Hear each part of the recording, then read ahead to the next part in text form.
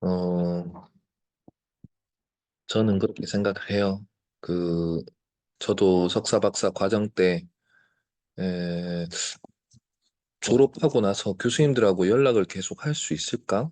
교수님들과의 어떤 친분이나 이런 거를 계속 유지할 수 있을까? 이런 고민을 제가 대학원 때도 했는데, 결국 지금 대학원 졸업하고 거의 20년 가까이 세월이 흐르면서 제 주변에도 그 담당 교수님이나 지도 교수님 졸업할 때 연락했던 지인들 보면은 대부분 계속 공부를 하는 사람이 결국에는 연락을 하지 공부를 안 했던 사람이 연락을 한 적은 한 번도 없는 것 같아요. 그러니까 그런 것 같아요. 선생님들이 이제 대학원을 졸업하고 나중에 어떻게 해서든 갑작스럽게 연락한다는 게 사실 되게 어려운 일이거든요. 이제 평상시에 공부를 하던 사람만이 연락을 주고받게 되고 그게 이어져서 계속 어, 서먹서먹하지 않는 관계가 계속 되겠죠. 음, 어쩔 수 없는 것 같아요. 우리가 만난 계기도 대학원에서 만났고 어떤 그 연결고리도 결국에는 이제 그 학문적인 방식으로 연결된 사람들이기 때문에 더더욱 그런 것 같아요. 아무튼 여러분들이 매일매일 공부하는 사람 안 하는 사람 어쩔 수 없어요. 이렇게 보다 보면은 하는지 안 하는지 또 공부를 위해서 이게 살아가는지 아니면은 그냥 하루하루 바빠가지고 그냥 돈 벌기 바빠가지고 뭐 삶이 바빠서 결국에는 그냥 하루하루 내가 하고 있는 그냥 업을 그냥 유지하는 데 바쁘면서 살아가는지 이게 다 그날그날 쌓이는 거니까. 아무튼 여러분들이 선택하는 그 하루하루니까 그렇게 잘 지내시길 바랍니다. 오늘은 이제 9주차인데 중간고사 빼고 또 빼고 이렇게 시간이 지났어요. 오늘은 이제 아이의 사회성을 키우는 부모의 자세 상담하는 방법에 대해서 이야기하도록 할게요. 어, 이게 왜 잘렸나? 자, 아무튼 설명할게요. 노혜정 선생님은 질문 받고 싶어서 마이크를 켠 건가요? 대답도 없고 이제 마이크 이제 마이크 껐네. 자, 아무튼 요 개념을 우선 넣으세요. 임충렬 스님 마이크 한번 켜보실까요? 처음에 마이크를 예, 켰었잖아요. 음. 예. 여기 사회성하고 사교성 차이점이 뭐라 그랬죠, 제가?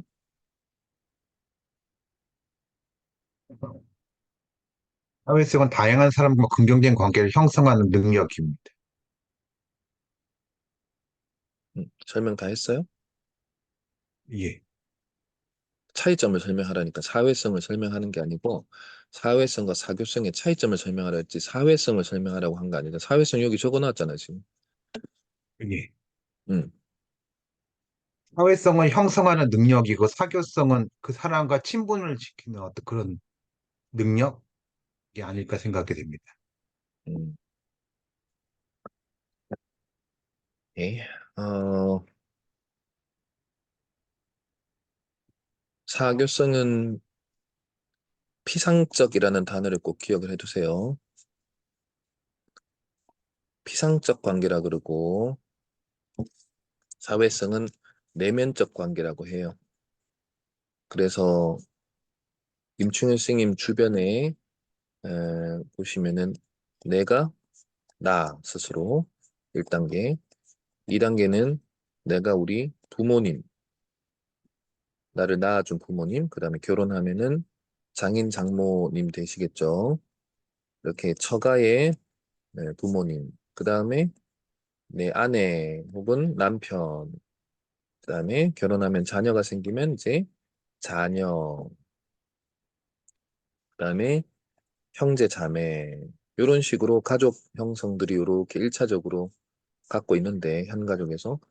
여기에서 내가 나와 있어서 내면의 대화를 하는지, 보통은 여기 이제 가면이 강한, 페르소나라는 가면을 쓴 사람들은, 어, 내가, 내가 나도 세 개로 나눠져요. 신체적 나, 그 다음에 내면적인 나, 그 다음에 공적인 나, 요렇게. 요거를 신체적 자, 내적인 자, 공적인 자, 요렇게 얘기해요.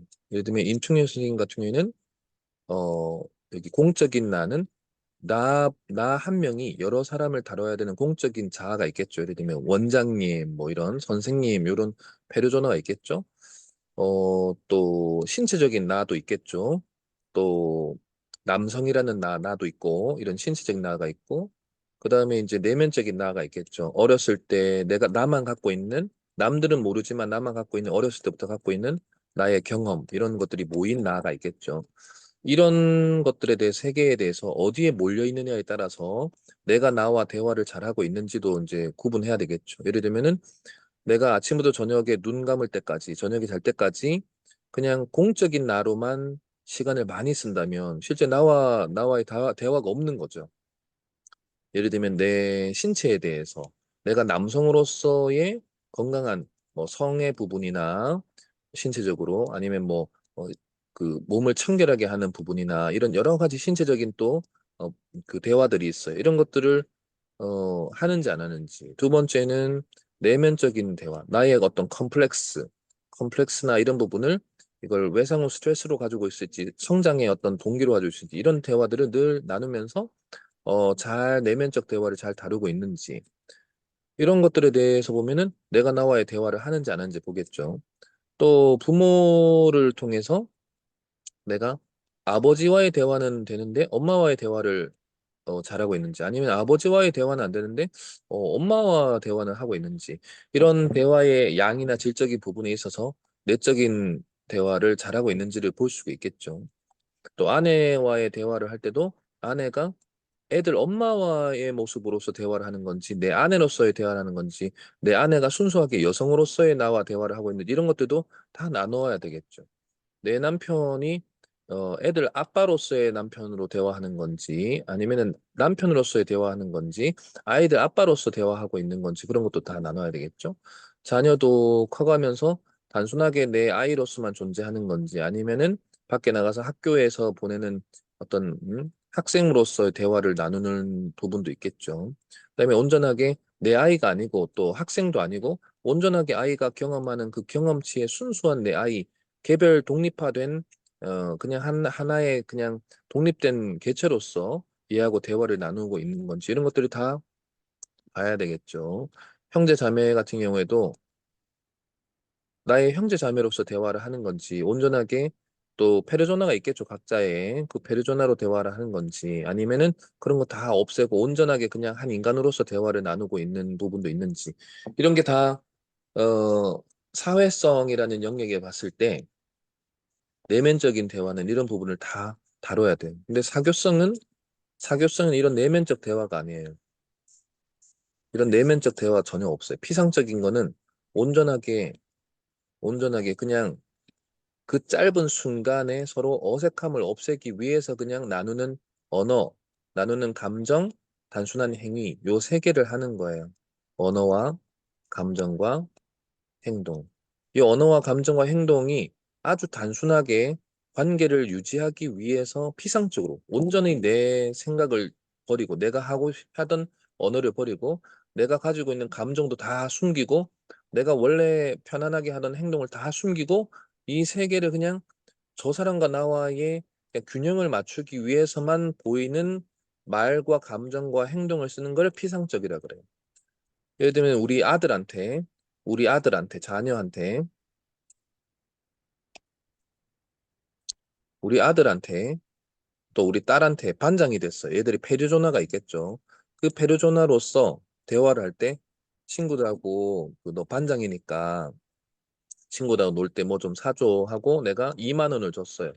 그러면 얘가 친구들 만날 때 어떻게 되냐면은 깊이 있는 친구들 대화를 할 때는 이런 언어도 2만 원을 쓸 때 뭐 떡볶이를 먹으러 가서 앉아가지고 먹으면서 친구들하고 시간을 보내면서 대화도 내가 갖고 있는 지금 생각을 언어로 표현하면서 주거니 받거니 피드백 하겠죠. 그다음에 감정도 나누겠죠. 그리고 행동도 막 내가 불편한 행동이나 좋아하는 행동이나 이런 것들 다 보여주면서 나누겠죠. 그런데 우리 아이가 2만 원을 들고 야, 내가 아이스크림 사줄게 하면 우르르 친구들이 한꺼번에 몰려요. 그래서 하나씩 다 집에 갔어. 그러고 난 다음에 집자마자 야, 잘 먹을게 하고 다 어, 돌아가요. 그럼 2만 원을 되게 순식간에 썼죠. 2만 원을 쓴 아주 짧은 시간 안에 얘가 야, 내가 사줄게 하는 이 언어도 사줄 필요가 없는데 그런 언어를 쓴 거죠. 그 관계를 반장이라는 관계나 이런 관계를 유지하려고. 감정도 거의 안 썼죠. 행동도 친구들이 그냥 알아서 한 거를 그냥 지켜봐 준 거죠. 이런 것들이 뭐냐면은 피상적이다라고 surface라는 표현을 쓰죠. 피상적인 관계를 하는 거. 그래서 사교성은 그 피상적인 관계를 유지하기 위한 어, 능력과 기술들이 이제 필요한 거죠. 그래서 이거는 거의 이제 정치인들이 이제 필요로 하는 게 사교성이고, 사교성이 필요 없는 게 아니라 사교성도 이제 기본적인 거는 필요하다. 하지만 제일 중요한 거는 사회성이다. 이렇게 이해하시면 됩니다. 일단 이거 날라갔나 보네, 이거. 자, 그래서 이제 그러면 병원이나 정신과 의사나 심리학자들이 전문적으로 아이들의 사회성을 길러주는 프로그램이나 책이나 어떤 근거 기반으로 하는 게 있나요? 라고 물으면은 네, 있어요. 오른쪽에 그 분당 서울대병원의 유희정 정신과 의사분이신데 적은 나이는 아닙니다. 이분이 이제 UCLA 그 가가지고 연수를 받다가 우리나라에는 전혀 없는데 벌써 미국에서는 수십 년간 이런 피어스 과정을 통해서 프로그램을 돌려서 사회성이 부족한 미국 아이들한테 이미 오랜 시간 동안 하고 있었다라는 걸 알고 충격을 받았죠. 그래서 이거를 번역을 해서 우리나라에 가져와서 실제 정신과에서는 이 기술을 주로 다루는 거는 첫 번째는 아스퍼거, 두 번째는 자폐, 오티즘 스펙트럼 디소더라는 자폐 아이들, 그다음에 경계선이 있는 아이들처럼 사회성이 잘 안 되는, 그러니까 신경생리학적으로 잘 안 되는 아이들한테 제일 많이 하고, 두 번째는 정상인데도 안 되는 아이들이 있어요. ADHD 아이들. 이런 아이들을 통해서 이렇게 낙인이 찍히거나 조금 부족한 경우, 그 다음에 이거는 부모 탓도 아니고 아이들 탓도 아니에요. 하지만 충분히 또 이 아이들도 성장시킬 수 있는 프로그램이 있어요. 이런 그 아스퍼거나 자폐나 아니면은 어, 경계선 지능이나 요 세 개 총 우리가 예전에 이상심리학에서 배웠다시피 그 14장이었죠. 현대 이상심리학 권성만 교수님 책을 가지고 여러분들이 공부했었는데 또 계속 배울 거지만 14장의 신경발달 장애에서 어 1번이 뭐가 나왔었냐면은 지적장애, 웩슬러 검사를 통해 지적장애를 보고 두 번째가 사회적 언어 소통 장애로 이름이 바뀌었죠. 아스퍼거가. 두 번째는 오티즘 스펙트럼 자폐고 네 번째가 ADHD고 다섯 번째가 특정 학습 장애였죠. 난독증, 난산증, 난작증 합쳐가지고 디슬렉시아, 디스캘큘리아, 디스그래피아 이렇게 합쳐가지고 스페시픽 러닝 디스오더라는 거를 했었어요. 근데 이 다섯 개 중에 온전히 병원에서 약으로 치료해야 되고 약이 제일 잘 통하는 아이들 중에 99% 약으로 해야 되는 아이들이 ADHD.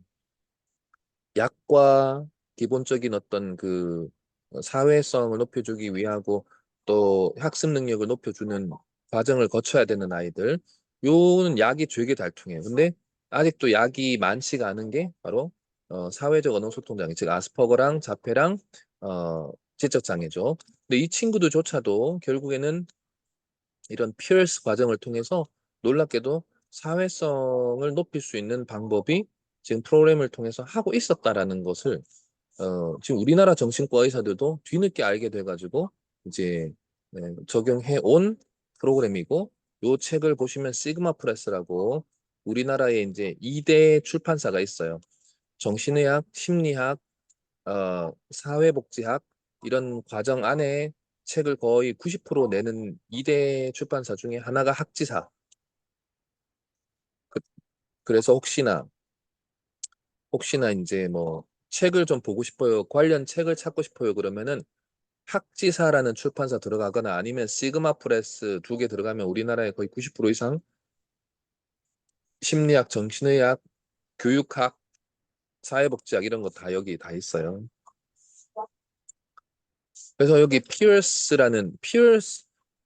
자체가 뭐냐면 피어 자체가 뭐냐면은 또래, 친구 뭐 이런 뜻이에요. 그래서 이제 또래 상담가라는 게 peer counseling이라는 단어를 쓰는데 근데 이 peer 자체도 또래라는 뜻이지만 이 peer 자체를 또 미국에서는 프로그램을 해서 아이들을 높여주는 거다. 이 프로그램이라는 단어가 두 개가 들어가요. 하나는 뇌의 프로그램이라는 개념이고 하나는 사회성의 행동을 유발하는 프로그램. 요 두 개로 나눠져요. 그래서 프로그램, 프로세스 이런 단어를 같이 써요. 그래서 이제 그 NLP라는 뭐 많이 인정받는 거는 아닌 영역이지만 그래도 이게 뭐냐면 N자를 뉴로라고 그래요. 뉴로라는 단어가 뭐냐면 우리 신경이라는 뜻이죠. 우리 머리에 신경을 linguistic 언어로 신경을 건드려서 프로세스를 다시 만들어 주겠다. 프로그래머 하겠다라는 게 NLP라는 언어 심리학을 하는 영역에서 다루는 부분이 있어요. 그런 것처럼 프로그램하고 프로세스를 비슷하게 써요, 지금. 그런데 이 프로그램이 어떤 프로그램이냐? For the Education and Enrichment of Relational Skills죠. RS라 그러는데 뭐 예를 들면 이제 지난주에 눈물의 여왕이 끝났어요. 눈물의 여왕에서 이제 갑자기 차 사고가 나가지고 응급실에 딱 들어가는데 그 앰뷸런스에 있는 담당자가 그 의사분한테 어떤 환자입니까? 그러니까 TA 환자입니다. 이랬어요. 그러면 이 TA 환자면 밑에다가 자막에 써야 되는데 일반 사람들 모르고 막 지나간단 말이에요.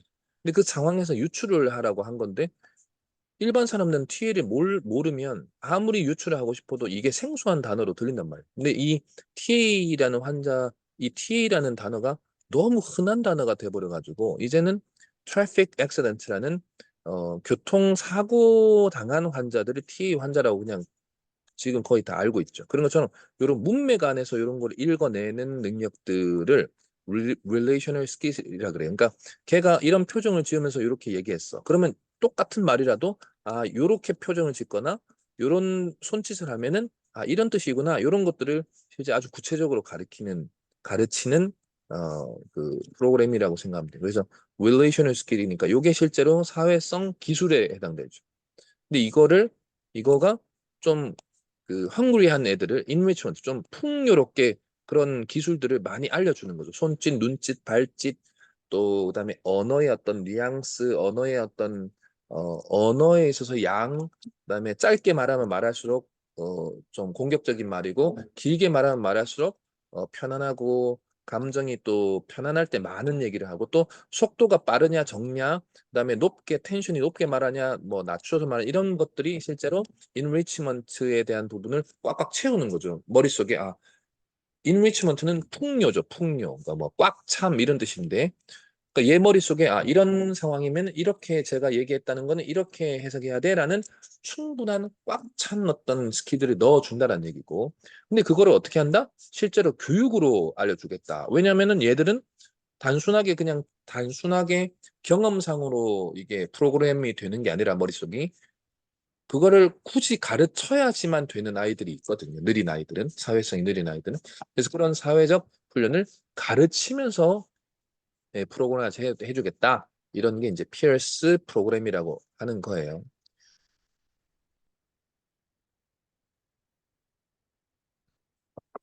그래서 이제 이 프로그램은 두 개로 나눠져 있어요. 여러분들도 상담을 할 때는 두 영역을 항상 생각을 하고 다뤄야 돼요. 그게 뭐냐면은 사회성이 부족한 아이들은 놀랍게도 부모가 사회성이 부족하기 때문에 아이들이 부족한 아이들로 자라는 게 대부분이에요. 그래서 뭐 언어의 사회성이 부족한 아이들이 있고 감정의 그 사회성이 부족한 아이 있고 생각의 사회성이 부족한 아이 있고 행동의 사회성이 부족한 아이들 이게 원래 이렇게 쫙 나누긴 하는데 그런데 이 사회성이 도대체 왜 떨어질까를 보니까 놀랍게도 50%는 기질적으로 부모가 사회성이 부족하니까 얘들이 이런 게 다 부족한 거예요. 그러니까 어제 상주에서 갑자기 상주에서 인터넷에 그 글을 보고 자기가 상주에서 상담받고 싶은데 상주에서 상담받는 게 불편해가지고 김천 상담센터 이렇게 검색해가지고 나이가 60 다 돼가는 분이 둘이서 담배 냄새가 풀풀 나는데 여기까지 왔어요, 센터까지. 그래서 어떻게 오셨어요? 예약도 안 하고 왜 오셨죠? 그러니까 그냥 무턱대고 왔습니다 그러는 거예요. 근데 전화번호 있었는데도 그래 오셨으니까 오셨고요. 마스크 쓰시고 들어오세요. 이게 담배 냄새가 여기 배면 안 됩니다. 원래 상담할 때는 하루 전날 이게 담배도 술도 하면 안 됩니다. 그게 물질 중독 때문에 그런데요. 그래서 설명 다 하고 앉았는데 이 사람이 남들하고도 대화가 안 되고 어, 아내하고도 거의 대화를 해본 적이 없다는 거예요. 근데 애가 둘이야. 어떻게 이렇게 60인생을 사셨을까? 알고 보면은 부모가 혹시 대화를 해준 적이 있습니까? 원가족에서. 엄마, 아빠, 아버지가 엄마 맨날 때리고, 엄마도 그러니까 첫째가 내 아들. 근데 첫째는 이미 술, 알코올 중독이었고, 그 당시. 아빠처럼 엄마를 막, 욕하고 때리고 막 이랬는데, 엄마는 내 아들. 근데 자기는 둘째 아들인데, 자기는 여태까지 형이 맨날 때렸고, 20살 때까지. 그럼 자기는 부모님한테 언어를 들어본 적이 없는 거야. 자, 이런 게 뭐냐? 이런 내용들이 이 부모 조력형이라 그래서 부모를 코칭을 해가지고 부모를 먼저 이런 사회적 스킬을 먼저 가르쳐 주는 거 부모가 집에 가서 자기가 배우면서 자녀한테 써보게 만드는 과정이 부모 조력형 프로그램 1단계를 먼저 해요. 그러니까 여러분들도 상담을 할 때는 만 18세 전, 좀 길게 보면은 상담에서는 24세까지 해요. 24세까지 언어를 코칭을 한다. 이 사람의 어떤 언어 능력을 높인다라는 것은 부모의 언어 능력을 높여야 자녀의 언어 능력이 높아지는 거예요, 사실. 그리고 부모가 어느 정도의 인지가 높아지냐에 따라서 자녀의 인지도도 엄청 높아져요. 그래서 살면서 크게 영향을 받는 게 유전이 있고, 두 번째는 부모가 있고, 세 번째는 실제로 또래예요, 또래. 그러니까 같은 무리들끼리 어떤 무리 친구들을 만나느냐가 IQ에 직접적 영향도 끼쳐요. 예. 이번 시간이 아니라 다음 시간에 난독증 시간이 있는데 2시에 그때는 제가 논문들을 이렇게 보여주는데 또래의 형성이 실제로 IQ, 인터넷 코티언트는 IQ에 직접적 영향을 끼친다라는 것도 지금 논문이 쏟아지고 있어요. 그러니까 엄청나게 중요한 영역들이죠. 얘가 왜 말을 못할까 보니까 알고 보니까 또래들하고 어떤 말을 주고받느냐가 습관이 엄청 빨리 잡히는 거예요. 24 전까지. 그러니까 여러분들이 지금 말을 하는 언어의 양이나 언어의 어떤 질적인 부분도 알고 보면 24까지 만났던 사람들, 또래들과 어떤 대화를 많이 나눴느냐가 살면서 거의 형성을 그 언어를 결정할 수도 있다라는 게 지금 증명이 되고 있어요. 그게 뇌에 이렇게 자리 잡는 거죠. 그리고 이제 실제로 직접적인 자녀 조력을 하는 프로그램이 가는 거죠. 그래서 자녀가 직접 사회성을 연습하는 프로그램으로 들어가요. 그러니까 여러분들이 이제 단순하게 지금 이제 많은 직종이 지금 거의 학원이에요, 학원. 학원에서 단순하게 이제 영어 학습, 어떤 국어 학습, 수학 학습이라는 학습 영역만 다루는 게 아니라 이제는 이제 사회성 학습이라는 영역으로 이제 들어가서 아이들한테는 언어가 언어로서의 학습만 하는 게 아니라 사회적 언어 학습을 이제 해야 되는 상황으로 넘어가는 시기가 올 거예요, 이제 앞으로는. 그런 부분을 자세히 알아두고 자, 그리고 이제 사회성이 좀 떨어지는 애들한테 질문을 이렇게 해요. 친구는 종류가 몇 가지 있는 것 같아? 라는 것부터 해요. 그런데 사회성이 좀 있는 아이들은 이런 개념 분리화를 할 필요도 없어요. 그냥 때에 따라서 상황적으로 즉각적으로 하니까. 그런데 안 되는 아이들은 이렇게 에듀케이션이라는 개념으로 해야 되는 거예요. 그 이라는 거는 밖이란 뜻이고 doct라는 단어는 이끌어내다라는 뜻이에요. 이 영어가 한자처럼 이렇게 다 에티몰로지 어원이 있는데 그러니까 이 안에서 할 수 있는 능력은 있어요. 머리 안에는. 근데 그거를 떨어지는 거. 지연인 아이가 있고 장애인 아이들이 있어요. 그러니까 지연과 장애인 아이들은 잘 안 나와요. 그러니까 교육이라는 거는 안에 있는 거를 끄집어서 밖으로 내야 되는 게 교육이라 그러는 거죠. 그래서 밖으로 끄집어내는 작업들은 질문을 통해서 이루어져요.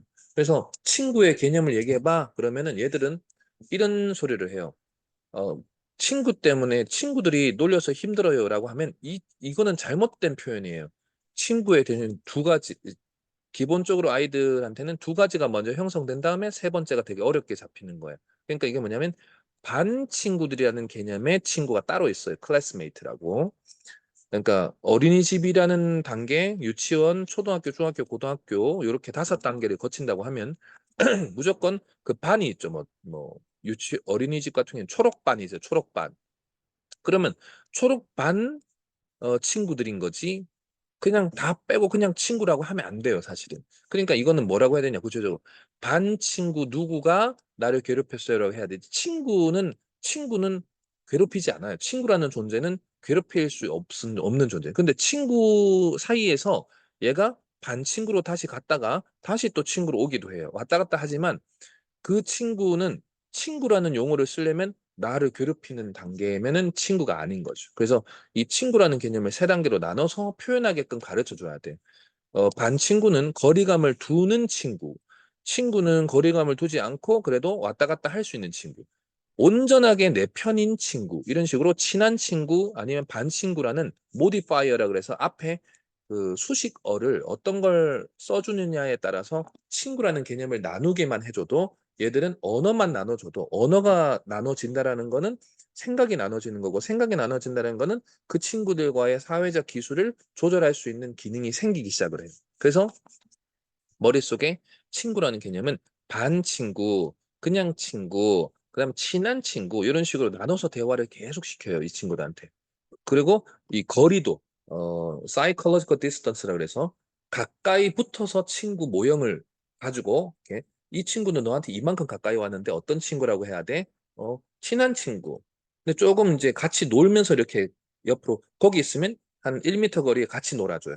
저쪽 가면 같이 놀아줘요. 인형을 들고 가. 우리나라 같으면 이제 등신대 같은 거죠. 이렇게 해가지고 걔 옆에다 계속 둬요. 그러면 이런 친구는 어떻게 해야 돼? 그냥 얘들은 friend, 친구요. 행업을 할 수 있는. 어, 행오버라는 단어가 놀다, 그냥 나가서 같이 놀다 이런 뜻인데 hangover around 뭐 이런 표현을 써요. 그럼 같이 놀 수 있는 친구, 그게 친한 친구죠. 놀 수 있다라는 것 자체. 근데 논다라는 것 자체가 진짜 와가지고 같이 뭔가 감정을 다 나누지는 않잖아요. 또 친구 같이 놀 수 있는 정도면 친구라고 하는 거고 막 생각, 감정, 부모 얘기 막 이런 얘기하는 거는 친한 친구. 근데 그냥 쟤랑 나랑 얘기해 본 적도 없고 같이 놀지도 않는데 우리 초록반이야, 뭐 1반이야, 3학년 같은 반이야. 그런 애들 많잖아. 그런 거는 반 친구 이런 식으로 나눠서 설명을 계속 하게 해주면은 얘들도 그걸 구분을 하는 거죠. 그러니까 반 친구인데 갑자기 내가 가가지고 막 내 얘기를 하면 그거는 사회적 기술이 없는 거다. 그리고 행업을 하는 친구한테 막 갑자기 내 가까운 거를 과정 없이 얘기하면 안 된다. 이런 것들을 이제 알려주는 거죠. 그리고 에, 이제 어른들한테 우정이 쌓인다라는 것은 상당히 어려운 단계지만 아이들은 우정이 형성되는 단계는 상당히 중요한 단계고 발달에서도 중요해요. 이 우정이라는 게 별의별 성장의 중요한 요소로 봐요. 그래서 책에서도 우정이라는 거를 프로그래머되어 있어요. 뭐 이런 것까지도 나눠져 있어요. 네, 그러니까 우리는 당연시하게 이런 사회성이 있었던 일반 사람들이지만 사회성이 지연이거나 사회성이 장애가 있거나 사회성이 부족한 아이들 입장에서는 이런 거에 대해서 되게 특별하게 여기는 거예요. 그래서 당연하게 여기면 상담가가 될 수 없고 그 교육자가 될 수 없고 지도자가 될 수 없어요. 당연하게 여기면 안 돼요. 저거는 어려울 수 있다. 저거를 내가 하나하나 나눠서 설명해야 된다라는 마음을 가져야지 교육자가 될 수도 있고 상담가가 될 수 있고 실제 코치가 될 수 있는 거예요. 근데 우정이라는 단계는 또 3단계로 나눠져 있어요. 그 책에 보면은. 그게 바로 뭐냐면은 첫 번째는 모든 사람은 모르는 사람이야 라는 단계를 정확히 알려줘야 돼. 근데 이게 우정 형성 단계를 뛰어넘는 사교성이 갑자기 높은 사람이 있어요. 그러니까 타고나기를. 그러니까 우리가 이제 뭐 MBTI에서 극이라고 하는 사람들 있죠. 그런 사람들은 저 사람, 저 사람, 저 사람 모르는 사람이란 개념이 1단계가 없대요, 뇌에서. 그래서 그냥 안녕하세요 하고 그냥 막 뛰어든대요. 그러니까 그거는 타고나지만 대부분의 일반적 아이들이나 좀 어려워하는 아이들은 1단계가 어디 강력해요, 뇌에서는. 그러니까 모르는 사람이야, 낯선 사람이야. 스트레인지라는 단어가 너무 강력하기 때문에 뇌에서 여기서 수줍음이나 뭐 수치심이나 아니면은 낯설다라는 어떤 불편감이나 이런 거를 형성된 상태에서 가야 되니까 1단계라는 거를 알고 있어야 되죠. 자연스럽게 되는 아이들은 우리 가르칠 필요 없지만 가르쳐야 된다는 거죠. 특히 자폐나 지적장애나 아스퍼거 있는 아이들은 더더욱 이게 뇌에서 작동이 잘 안 돼요. 이게 전두엽하고 측두엽 사이에 연결고리가 있어요. 그게 그 낫 모양이라 해서 낫고리라고 부르기도 하는데 그런 커넥텀이 어려운 거예요.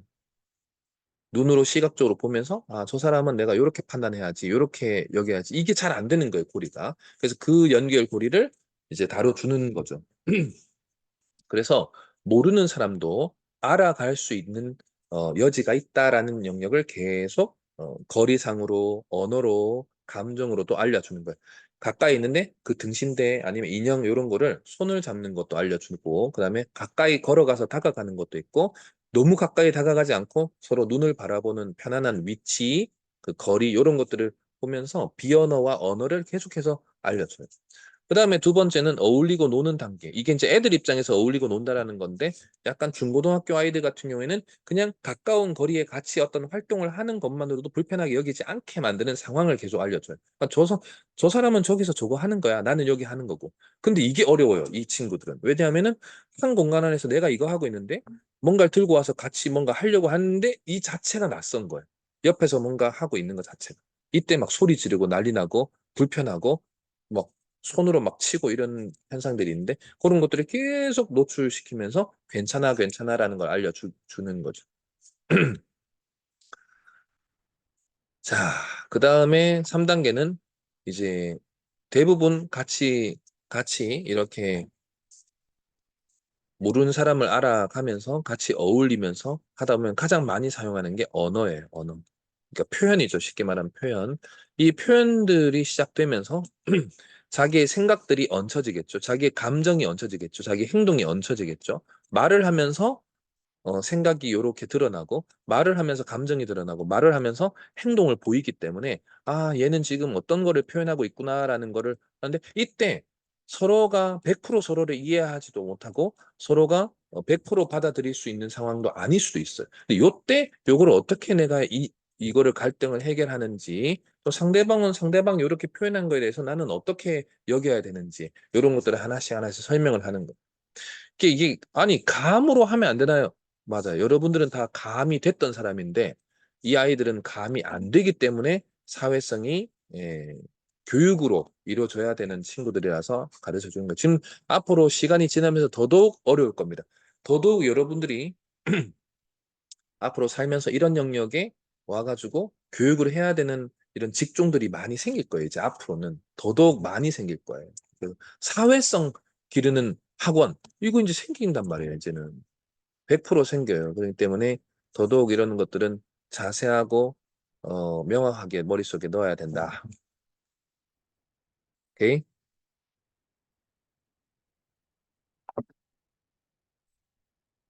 자, 그래서 이제 중요한 게 있어요. 그 이 책에서 가장 중요하게 여기는 말들이 있는데 이 친구들 입장에서도 좀 키가 크고 멋지고 또 좀 덩치가 좋고 뭐 이런 거에 사람은 시각적인 판단을 어렸을 때부터 많이 해요. 그래서 특히 중고등학교 애들 사회성이 약간 부족한데 중고등학교 애들이 있어요. 걔들 같은 경우에는 그냥 뭐 보니까 화려해, 멋져.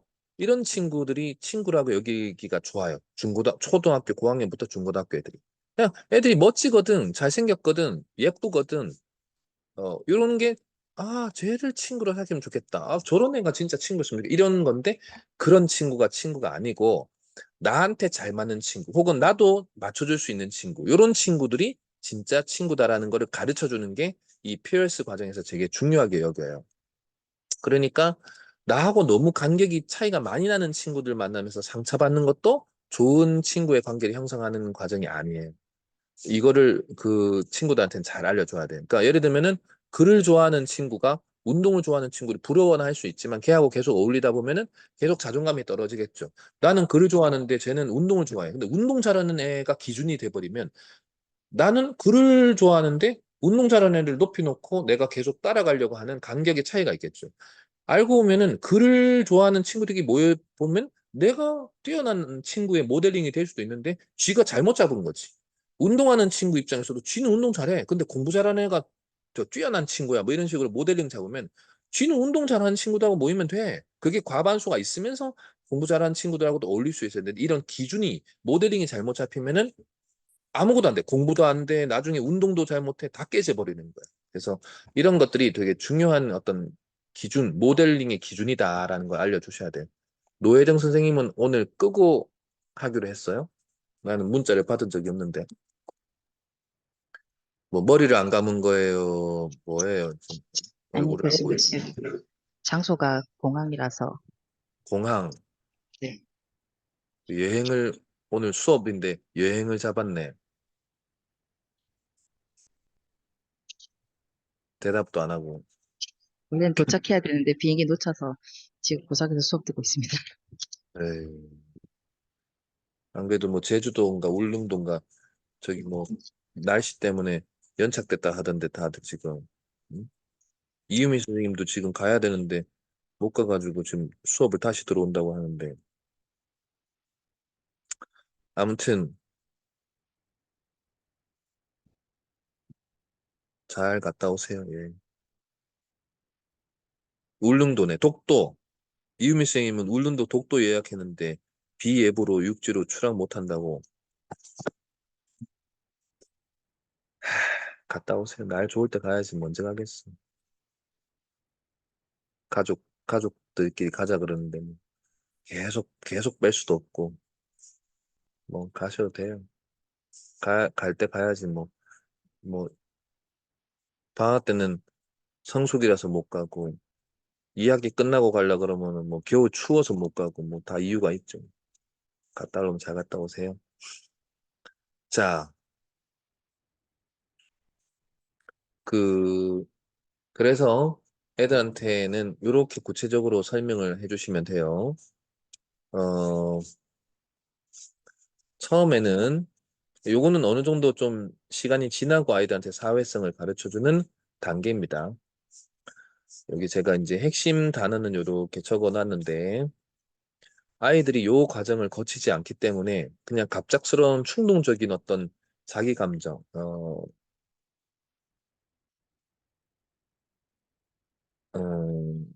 이거를 좀 쉽게 얘기하면은 가족 언어 편향이라고 하게 돼요. 이게 뭐냐면은 편향적 언어를 쓰는 거죠. 쉽게 말하면 이런 거예요. 어, 음, 그 가족들하고 왜 대화가 오히려 잘 안 되는 사람도 많죠. 근데 그런 거 보면 왜 그러냐 하면은 가족한테 하나, 둘 자세하게 과정을 거쳐서 감정을 전달하고 이야기를 전달하는 게 아니라 다 빼는 거예요. 그냥 마지막 가족이라면은 그냥 내가 이런 말을 딱 던지면 감정부터 먼저 위로해 주겠지라는 착각에 의해서 과정을 다 빼고 결론만 얘기하는 경우가 많아요. 가족한테는. 그러다 보니까 가족이 대화가 안 되는구나 하고 본인이 착각해서 대화를 점점점 안 좋게 만드는 거죠. 예를 들면 이런 거예요. 애가 이제 어느 정도 커가지고 고등학교쯤 돼가지고 이제는 자전거를 안 타. 그래서 자전거를 어 그 당근에다 올려놨어. 근데 애들 또래 애가 산다 그래. 그래서 자전거를 끌고 아파트 그 앞에 공원에 가가지고 팔려고 하는데 얘가 아줌마 이거 타봐도 돼요. 그래서 타봐라 했는데 타고 도망가 버렸어. 이거 어떻게 할 수가 없어. 화가 났죠. 짜증 났죠. 상실감이 생겼죠. 그런데 화가 나가지고 집에 오는데 앞집에 애들 친구가 사는 그 친구 애가 나오면서 이모 어디 갔다 오셨어요? 근데 걔는 남인데 걔한테는 뭐냐면은 언어적 편향이 없어요. 계속 대화를 많이 하는 거야. 내가 당근에 이제 민지가 자전거를 안 타서 내가 올려놨는데 어 팔려고 앞에 나갔는데 얘가 타본다 그래서 내가 타보라 했는데 타고 도망갔어. 아줌마 너무 당황스럽고 이거 너무 화가 나. 그러니까 얘가 누구예요? 제가 한번 찾아볼게요. 그거 찍어서 저한테 보내주세요. 뭐 이런 식으로 대화를 하는데 이제 문 열고 집에 딱 들어갔는데 실제 내 딸이 내 아들이 엄마 어디 갔다 왔었는데 당근마켓 짜증나 뭐 이렇게 다 잘라먹고 당근마켓 짜증나 뭐 이러면은 이게 왜 이런 감정이 나오냐? 가족만큼은 앞에 절차를 다 무시하고 정말로 내가 말해야 되는 어떤 내가 생각했던 어떤 요로 당근마켓에서 올리면 요렇게 될 거야라는 어떤 원칙이나 요런 생각도 얘기해야 되고 그런데 내가 가가지고 이런 거 못했어 이런 일이 일어났어라는 납득할 만한 설명도 하고 그 다음에 내가 이러이러한 단계를 거쳐서 내가 지금 이런 상태가 된 거야라는 이 절차를 얘기를 순서대로 해야 되는데 가족들한테는 더더욱 이런 걸 없다는 알고 보니까 남한테는 그렇게 잘해 사람들이 근데 타인한테는 잘하는데 가족한테는 안 해. 이게 놀랍게도 부모가 자녀한테 이거를 다 빼고 얘기를 하는 습관을 만들어 버리면 결국 애들은 밖에 나가서 이거를 똑같이 해버린단 말이에요. 그러니까 얘가 사회성이 부족한 아이가 돼버린다. 그러니까 양육자를 먼저 양육자들한테 먼저 이런 사회성 프로그램을 해주는 이유가 알고 보니 아이들이 말을 저렇게 하는 거는 부모의 문제인 게 되게 많다라는 거를 인식하게 해주는 거죠. 이해돼요? 그래서 임충일 선생님 한번 읽어보실까요? 크게. 단순하고 명확한 원칙 제시, 대화를 통해 정보를 교환하고 정보 교환의 목적은 공통의 관심사를 찾는 것이다. 공통의 관심사를 찾으면 친해질 수 있다. 이 아이들이 납득할 수 있는 설명, 진심으로 좋아하는 것들 얘기하게 되면서 즐거움을 공유하는 것이다. 아는 것과 즐거운 것을 이야기하다 보면 이야기가 쉬워진다. 3. 실행할 수 있는 구체적인 절차의 제시. 어떻게 관심사를 찾는지를 구체적으로 제시하기. 1. 상대방에 대해 물어보기. 2. 스스로 질문에 대해 대답하기. 3. 공통의 관심사 찾기. 4. 대화를 서로 나누기. 5. 처음에는 개인적 이야기 하지 않기. 6. 흥미 있는지 상대 반응을 확인하기. 그렇죠. 이게 이런 절차들까지도 다 가르쳐야 돼요, 집에서. 예를 들면 이게 행동사회성이라는 것도 따로 있어요, 그 책이. 그게 뭐냐면은, 예를 들면 아이들이 집에서 어떻게 배우느냐가 밖에 나가서 조직 생활, 가족, 친구들끼리 보내는 개념에서 다 드러나요. 예를 들면 화장실에서, 손을 씻었어요. 그럼 분명히 그 걸려있는 타월, 그러니까 수건에 대한 그 아이들의 사회성이 딱 드러나요. 분명히 그 친구들하고 같이 보내는 기숙사나 친구들하고 뭐 dormitory에 있다. 그럼 거기에서는 내가 쓴 수건도 같이 쓰게 돼 있어요, 보통. 그러면은 손을 내가 타월에다가 하면 구겨지겠죠. 그럼 그거를 펴가지고 내가 한번 잡아당긴 이후에 나와주는 것만으로도 그 뒷사람에 대한 사회성을 보이는 건데 그냥 손 닦고 나왔어. 그럼 걔는 집에서 맨날 그랬다라는 게 드러나는 거예요. 그러니까 집안에서도 가족들끼리 뭘 가르쳐 주는 거예요? 지시, 인트로덕션에 가르쳐 주는 거죠. 손을 씻고 내가 나오기 전에 그냥 수건 한번 이렇게 닦고 난 다음에 펴서 나온다라는 거를 어릴 때부터 좀 가르치면 얘는 습관이 잡힌단 말이에요. 이게 행동 사회성이.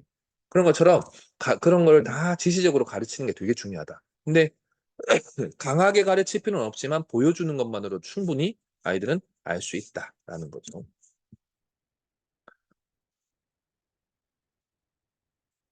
자, 그리고 이제 애들이 가장 헷갈려 하는 부분, 그 다음에 애들이 인식해야 되는 부분이 이 책에는 뭐 이렇게까지 그 설명은 안 나와 있지만 선생님들한테 이게 그래프, 도표 형태로 보여드리는 거예요. 어,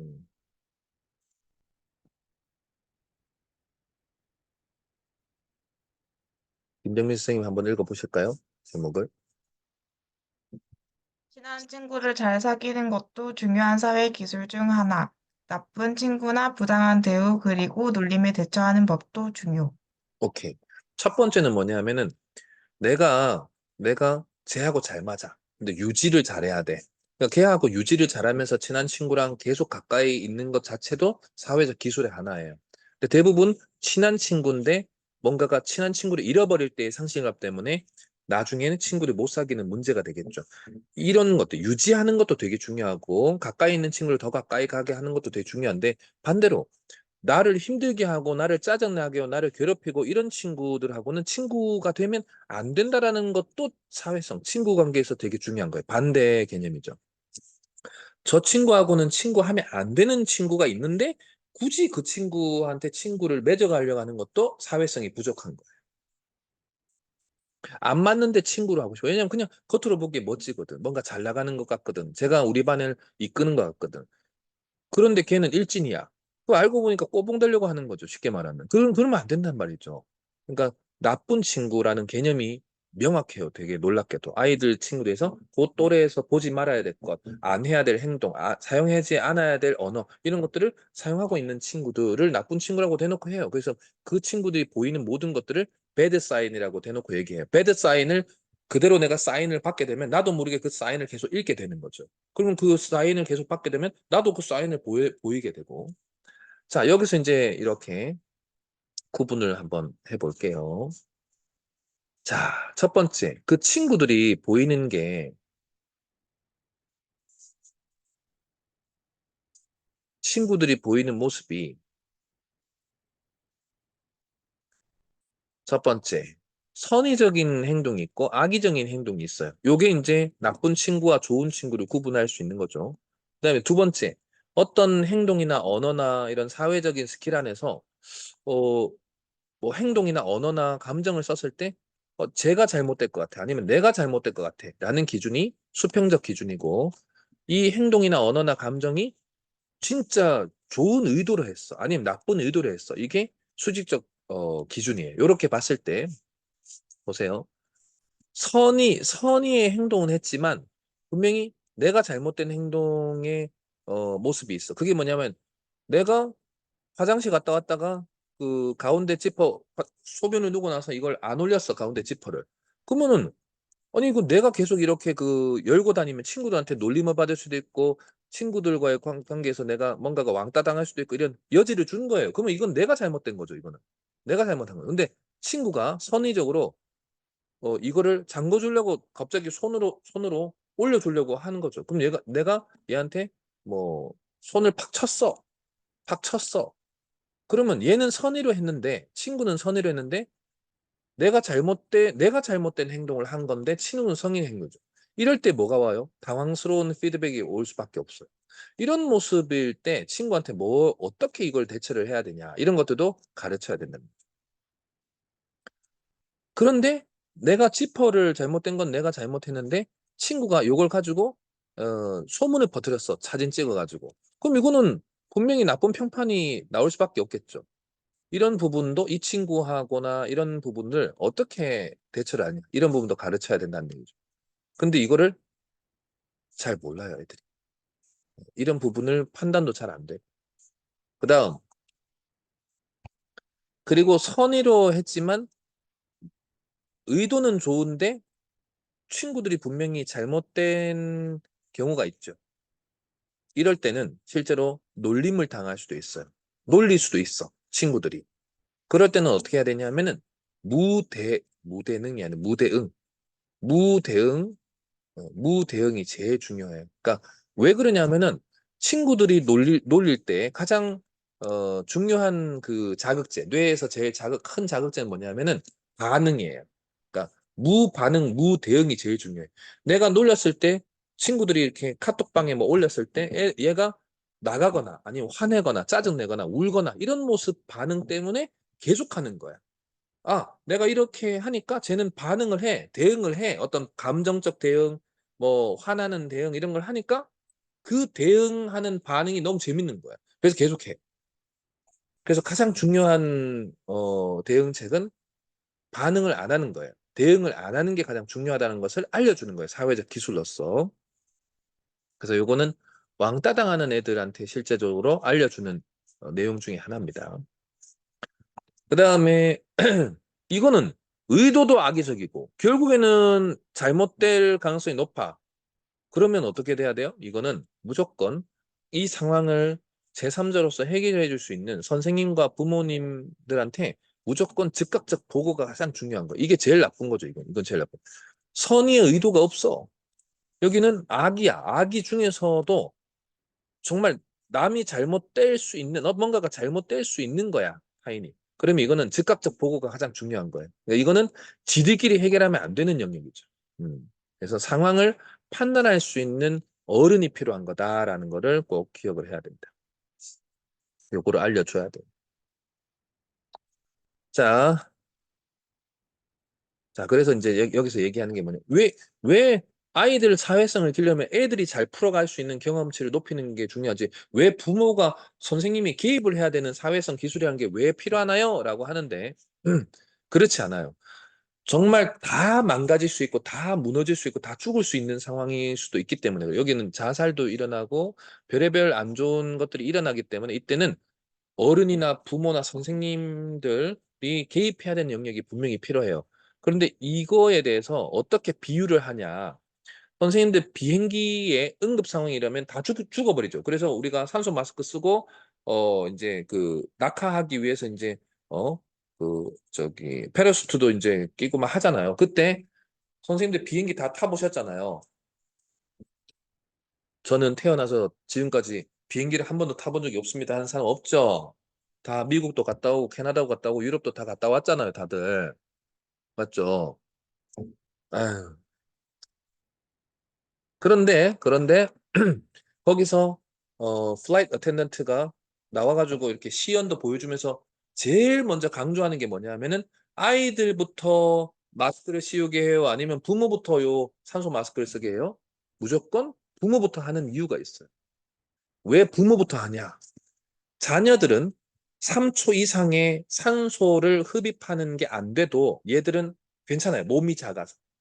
그런데 어른들은 놀랍게도 3초 이상을 버티지 못해요. 어른들의 몸이 오히려 3초 이상 갑자기 기압이 올라가고 갑자기 이렇게 산소가 적었을 때 어른들이 갑자기 졸도하거나 쓰러지는 현상이 실제 어른 몸이 그래요.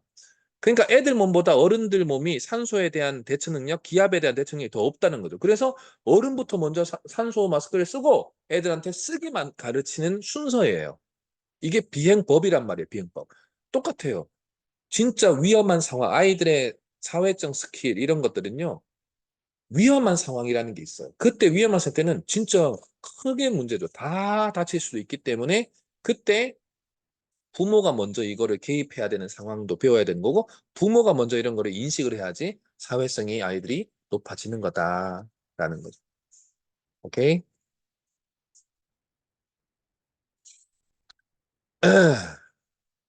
하나하나 다 질문하고 하고 싶은데 그냥 갈게요. 자, 이 중에 이제 앞으로 여러분들한테 이제 만나야 되고 여러분들도 만나야 되고 여러분들이 이제 계속 봐야 되는 가장 사회성이 안 되는 친구에 대한 기본적인 진단 기준이 예전에는 아스퍼거라고 했지만 지금은 소셜, 그러니까 소셜리티, 즉 사회성을 나타내는 소셜리티, 사회적 의사소통 장애. 요게 이제 진단 기준이에요. 근데 여기에서 이 친구들이 상당히 어렵습니다. 사회성을 기르기가. 놀림에 대한 무대응 자체를 힘들어하는 아이. 그러니까 목표치가 무대응이고 그 상황을 계속 훈련을 하는 거예요. 어려운 아이들은 스펙트럼을 점점 낮춰주는 거를 훈련이래요. 훈이라는 것 자체가 계속 습관화를 들이는 반복 훈련인 거죠. 그래서 프로그램이 일주일에 5회 하는 애가 있고 3회 하는 애가 있고 계속 만나가지고 이 상황을 연출을 하는 거예요. 우리나라에서 지금 쓰고 있는 시츄에이션, 즉 상황 연출이라는 걸 계속 만들어가지고 뭐 미국에서는 VR도 지금 들어갔다고 하는데 이런 상황을 딱 계속 직면하게 해서 아이가 감정을 쓰지 못하도록 신체를 잡아주는 훈련. 그 다음에 언어도 스타핑 기법이라고 그 말 잠깐 정지해서 이런 말로 해볼까 해가지고 계속 습관을 들이는 거예요. 언어적 습관, 행동적 습관 이런 것들을 들이는 거죠. 그래서 그런 거를 무대응하는 거를 어려운 아이들은 반대로 반응을 세게 하는 아이들한테 언어적 반응, 그다음에 행동적 반응을 떨어뜨리는 프로세스를 이제 계속 갖게 하는 거예요. 그다음, 그러니까 머릿속에 이런 개념들을 넣을 때 뭐 아니면 도, 그러니까 무반응을 가르쳐야 돼요. 근데 무반응을 못하면 어떡합니까? 라는 이중적, 즉 디커터미, 이렇게 흑백 논리로 머릿속에 넣으면 안 되고 요거 스펙트럼을 조금씩 줄여가가지고 무반응으로 만드는 거다. 요렇게 머릿속에 넣어야 되는 거예요. 자, 그래서 이제 사회적 의사소통 장애의 가장 기준이 있어요. 그게 뭐냐면 진단할 때 시적 장애에 문제가 없어야 돼요. 지능은 정상이어야 돼요. 아스퍼거는. 두 번째는 정상인데 애들이 언어적으로 비언어적인 신호를 잘 이해 못해요. 특히 두 가지가 이해 안 돼요. 화용 언어라 그래서 화용 언어는 뭐냐 하면은 그 맥락에서 읽는 거죠. 그러니까 여기 왜 오셨어요? 라는 말을 했을 때 왜라는 말에 집중하는 거예요. 여기 어떻게 오셨어요? 어떻게 집중하는 거예요. 그러니까 그것만 계속 얘기하려고 그래. 그게 아니라 문맥적으로 얘기를 하는 거잖아요. 왜 왔어요? 이 말은 오지 말아야지 왜 왔냐 이런 표현도 있고 또 그런 상황적인 이해를 해야 되는데 이게 언어나 비언어 신호나 이런 것들을 거의 못 읽는 거를 말해요. 중의적 표현, 지금 말한 중의적 표현들이 그런 표현들이 세고 셌죠. 너 진짜 왜 그래? 너 진짜 왜 그래? 하고 너 진짜 왜 그래? 하고 다 다르죠, 의미가. 그런 의미들을 파악을 정말 못하는 거예요. 그러려면 그 사람이 하는 표정, 뭐 톤, 어, 그 사람이 또 내뱉는 어떤 소리의 어떤 강도 이런 걸 통해서 다 알아야 되는데 이게 안 되는 아이들이에요. 근데 이런 것들을 지금 이렇게 얘기하면은 좀 추상적이고 그래서 그 DSM-5 의사들이 진단 기준으로 쓰는 네 가지가 있어요. 바로 요거예요. 이동혁 선생님 한번 읽어보실까요? 진단 기준의 양상 1. 사회적 맥락의 적절한 방법으로 인사 나누기나 정보 공유 같은 사회적 목적의 의사소통을 하는 데 있어서의 결함. 2. 교실과 운동장에서 각기 다른 방식으로 말하기, 아동과 성인에게 각기 다른 방식으로 말하기. 그리고 매우 형식적인 언어의 사용을 피하는 것과 같이 맥락이나 듣는 사람의 욕구에 맞추어 의사소통 방법을 바꾸는 능력에서의 손상. 3. 자기 순서에 대화하기, 알아듣지 못했을 때 좀 더 쉬운 말로 바꿔 말하기, 상호작용을 조절하기 위해 언어 및 비언어적 신호를 사용하기와 같이 대화를 주고받는 규칙에 따르는 데 있어서의 어려움. 4. 무엇이 명시적 기술이 아닌지, 추측하기, 언어의 비문자적 혹은 애매모호한 의미, 예를 들어 관용구, 유머, 운유, 해석 시 문맥에 따른 다른적 의미가 무엇인지 이해하는 데 있어서의 어려움. 오케이. 이제 제가 크게 밑줄을 네 개를 파악을 하시라.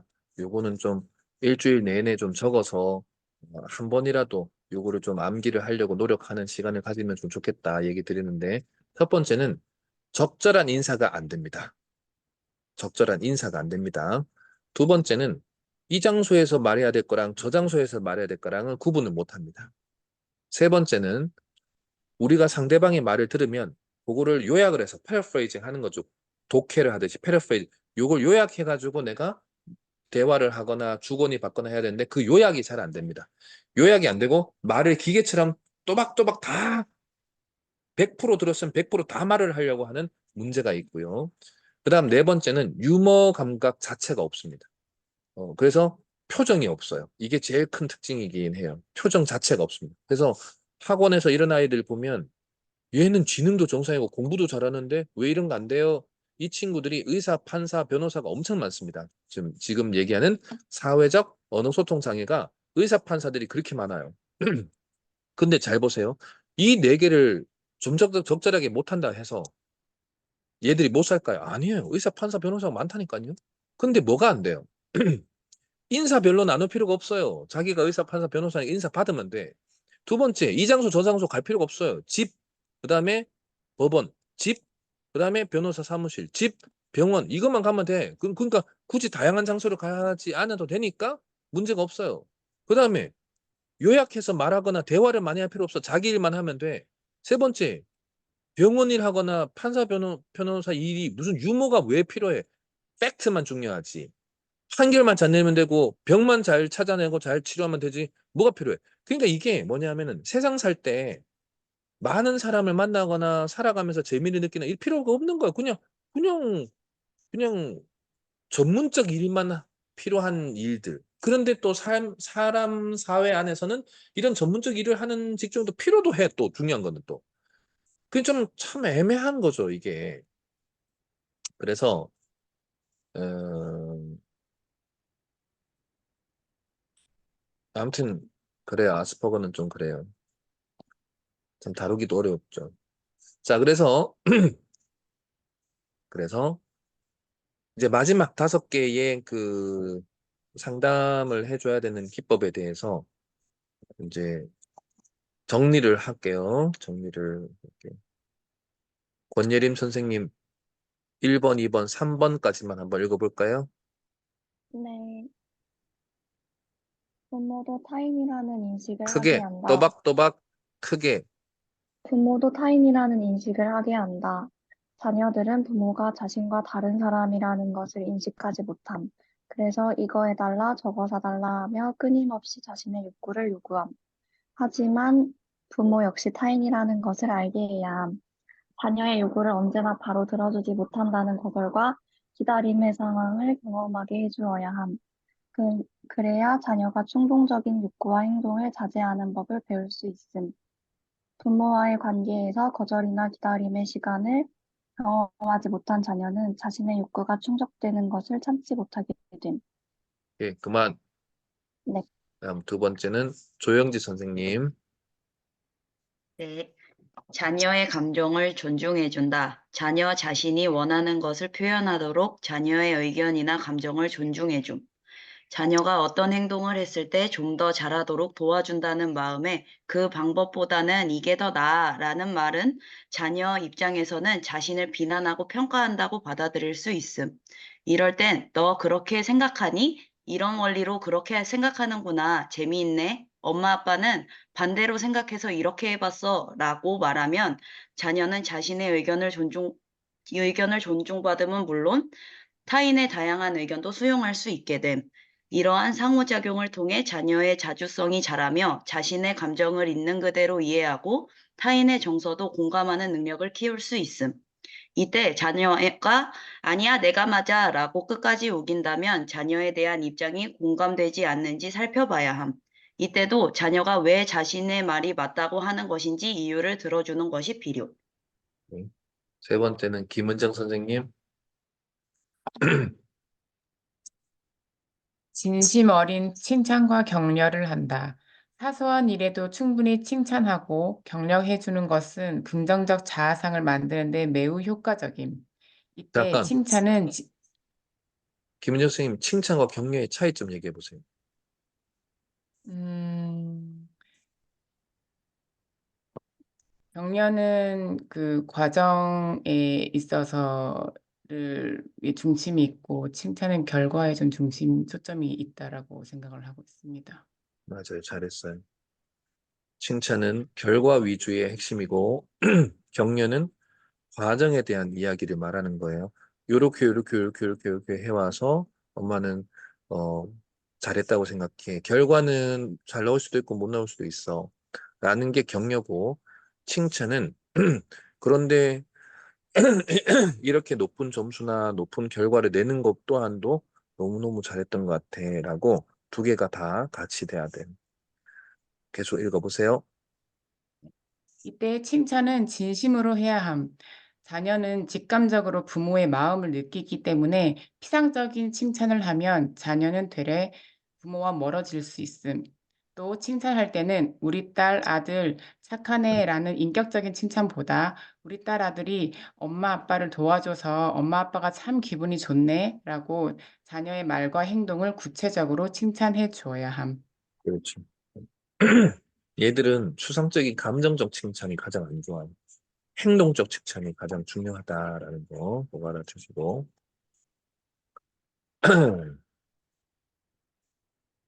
자, 다음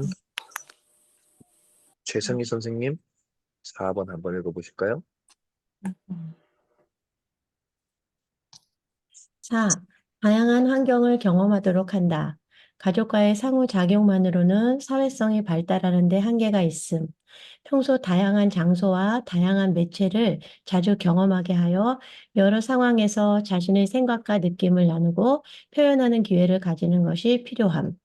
어린이집, 학교, 놀이터 등 새로운 장소와 사람을 만나는 환경에 노출시켜 자녀의 불안과 긴장을 완화해 주도록 함. 자녀가 환경에 낯설어 한다면 조금씩 시간을 두어 적응 기간을 갖도록 해줌. 다양한 환경이라는 거는 뇌에서 불안이라는 거를 떨어뜨리는 훈련을 시킨다라는 얘기예요. 이게 사회성에 가장 중요합니다. 사회성이 떨어진 아이들은 편도체라는 감정 영역에서 가장 불편감을 느끼는 뇌를 갖고 있기 때문에 이 편도체를 건강하게 잘 훈련시키기 위해서는 낯선 상황, 낯선 대인들과의 꾸준한 관계를 맺어야지 아믹달라라는 편도체가 편안해지고 편도체가 편안해져야지 불안과 긴장감이 잘 올라오지 않는 아이로 사회성이 잘 발휘되는 아이가 돼요. 그래서 어른이 돼서도 적절한 대인관계, 적절한 피드백을 할 수 있는 낯선 장소 이런 것들을 갖는 게 중요해요. 그래서 여행 가시라, 다 떠나라 이런 얘기 하는 거예요. 그다음에 배수연 선생님 5번째. 자녀에게 솔직해져라. 자녀와 적극적으로 상호작용하기 위해서는 부모의 정서 상태가 중요함. 부모가 스트레스가 적고 에너지와 마음의 여유가 있어야 자녀에게 신경 써줄 수 있기 때문임.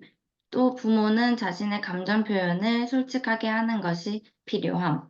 만약 자녀에게 며칠 동안 신경을 잘 못 써줬다면 엄마 아빠가 다른 문제를 해결하느라 너에게 신경을 못 써줬어. 요즘 아빠, 엄마와 그 문제에 대해 이야기를 하는데 아직 해결이 잘 안 되네. 앞으로는 너에게 좀 더 신경 써줄게 라고 말함. 솔직하게 말한다고 해서 신세 타령을 하거나 비관적인 이야기를 읊어대지 않도록 주의해야 함. 자녀의 사회성을 기르기 위해서는 무엇보다 부모의 생활 태도가 유연하고 상호작용을 잘해야 함.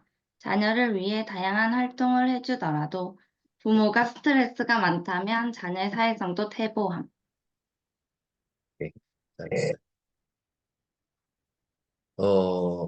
5번째는 지금 위에서 계속 얘기했지만은 부모가 문제가 있으면은 자녀한테 다 전가된다라는 부분을 5번째로 요약해서 드린 거예요. 그러니까 부모의 긴장감이라는 거는 자녀한테 그대로 연결돼요.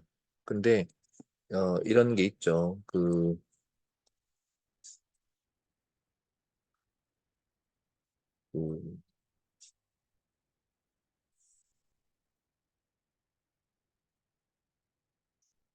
미국의 한국인 그 정신과 의사 중에 나종호 교수님이라고 있는데 이분 같은 경우에 그런 얘기를 해요.